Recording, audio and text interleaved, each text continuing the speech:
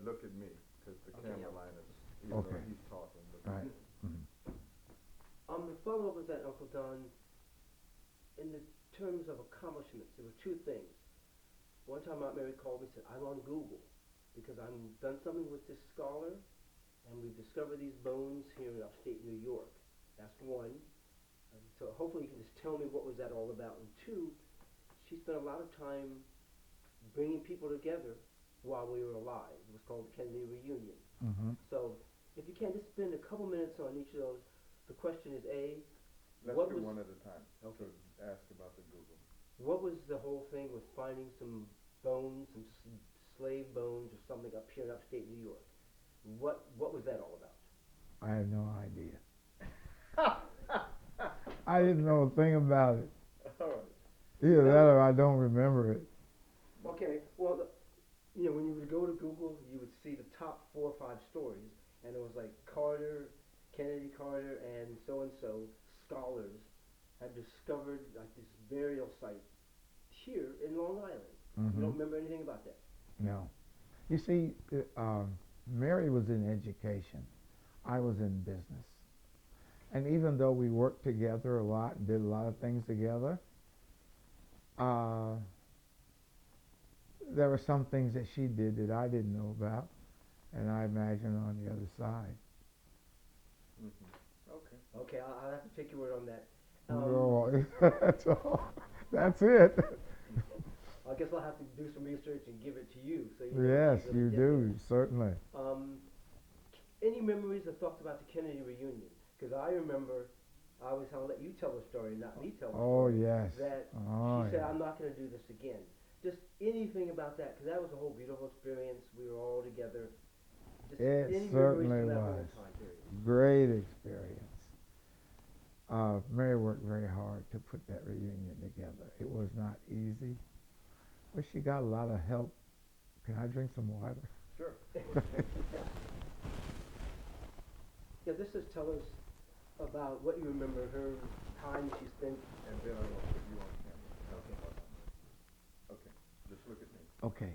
Uh, Mary spent a lot of time putting uh, that reunion together, and quite naturally, I helped. We kind of worked together on a lot of things, and we helped each other. I don't know a thing about any bones upstate New York, but on most things we sort of worked together. Okay. And the reunion was very challenging, Mhm. putting together. We had to, with all of the diverse activities that all the Kennedy family is into, it was challenging to be able to put them all together at one time in one place. Mhm. And so she might have said I wouldn't do it again, but maybe that was in a moment of Of exhaustion. right, exhaustion's the word. And but I'm sure she would have done it again if she would have. All right, now I want to ask you Yes. a couple questions about Keith, since Keith is not here. Tell us about Keith as a grown man, um, because this is a chapter on Mary and yourself. It wouldn't be complete without talking about Keith. Right. So why don't you talk about some of the things Keith has done as a young man, and then end up with the fact that he's married now with the 2 children and he's working over in Singapore. Okay. In the early years. Can you start with like my son Keith or Well, Okay. our son Keith. Okay. our son? Our son Keith, in the early years, uh, started out not doing well in school. So at that time, Mary was working with me part time in the business. So I said, listen, forget about the business, go and volunteer in the school. So she did, and then she found out that he couldn't see the board, that he needed glasses. And so, we got him glasses and everything. And once he had the glasses, he began to excel. He did very well in all his classes. And I think during these times, the school system was in a sort of a change for accepting black students because he was in the Baldwin School District, which was an integrated school district, and it was just beginning the integration. So in order to keep things on a good level, I would have to go in and play the bad guy, and she would be the good lady and make sure everything went well. Therefore, we were able to keep Keith's grades where they should be without having the challenges of teachers comparing students more to of their color as of their work. So we got through that hurdle with him, and he was a special student. He went to special classes. He did special things in school because of our working together with him. And he understood all of this. And so he got his first job. And before his first job, he and I used to have conversations. And I would tell him things like, you don't go to work at 9 and leave at 5. Or, well, it was a part-time job. You don't go at 3 and leave at 5. You go there at 2 and you leave at 6, even though you're only going to get paid from 3 to 5. In other words, you go early and you leave late. Exactly, exactly.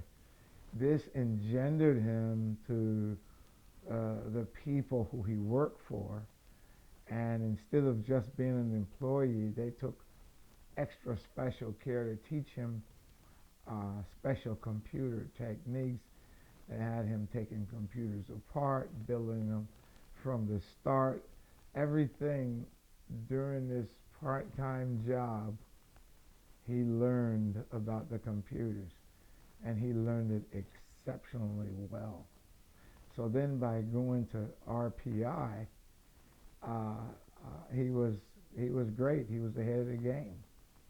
I remember him working with computers at an early age when Right. computers first started. He was That's one of right. the first working with computers and Yes. talking about computers. Mm-hmm. Yeah, we sent him during the summer, and this was Mary's idea. She sent him to a Catholic computer school on Long Island, and that's when he really got the interest in computers. And You know, he loved that summer camp. It was a summer camp. The other thing that he got from the two of you is a very strong spiritual background. Yes, he did. But we can't take all the claim for the spiritual background, because one summer he spent with Irene and Doug.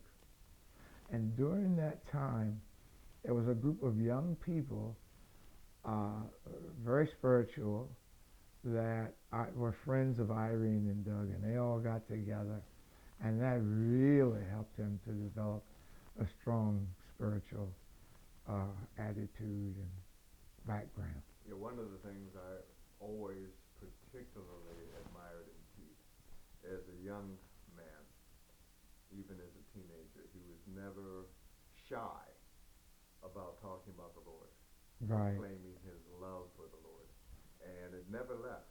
And whenever we'd see each other, we'd always have to spend some time praying. We'd always spend some time, discussing Yes. the Lord, and Yeah. it was just wonderful to see that in a young person.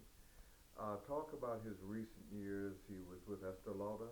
Yes. Okay, talk about that, and then talk about the transition to Singapore.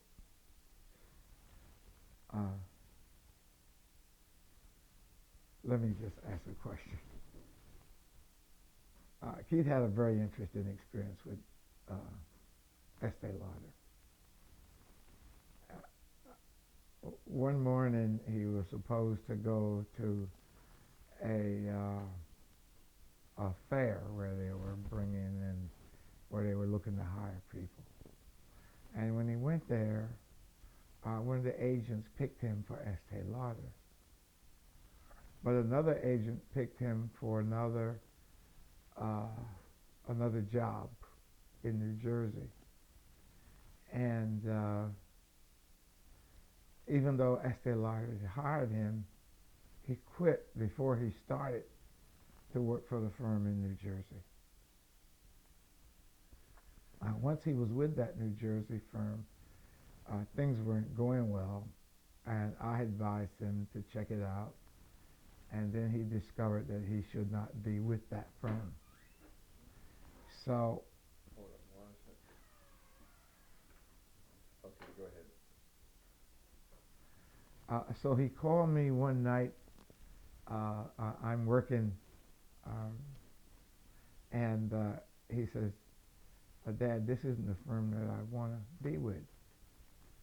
He said, what should I do? So I said, son, in the old school, if you want to go back to Estee Lauder, you've got to do something called eat humble pie. And so I say you go back and, you tell them you made a mistake and that you would like to be in their employ. Well, the reason why he quit early was because they weren't offering him enough money. So